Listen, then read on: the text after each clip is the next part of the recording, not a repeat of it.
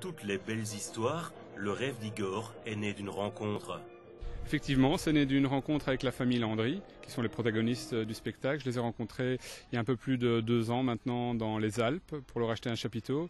Et puis au fil du temps, on est devenus amis, on a eu envie de raconter des histoires de cirque ensemble. On a commencé l'année dernière avec une première version, et puis cette nouvelle version du rêve d'Igor, rien qu'avec eux cette année.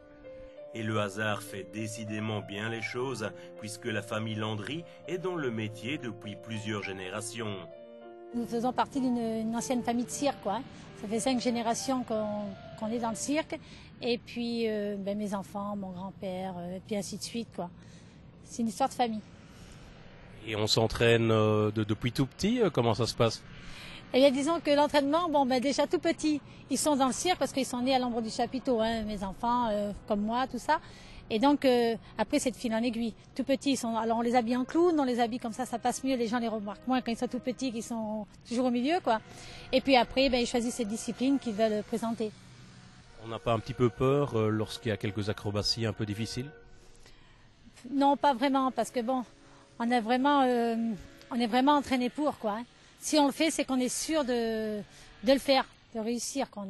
On sait qu'on va le réussir, sinon on ne le présente pas. Ou alors on le présente, mais on le répète plusieurs fois, et puis une fois qu'il est vraiment au point. Et quand on rate dans la piste, c'est vraiment rare.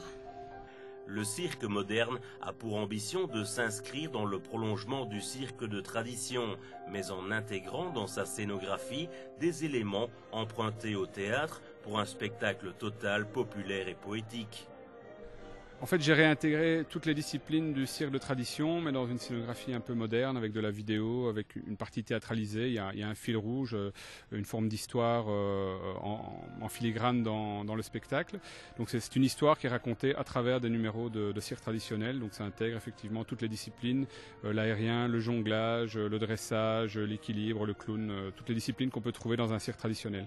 En plus compréhensible par tous. Effectivement, on a voulu en faire un spectacle sans parole. Il y a juste un mot et je l'ai mis en anglais pour ne pas avoir de problèmes linguistiques. Donc tous les publics, qu'ils soient francophones, néerlandophones, anglophones, comprendront le spectacle.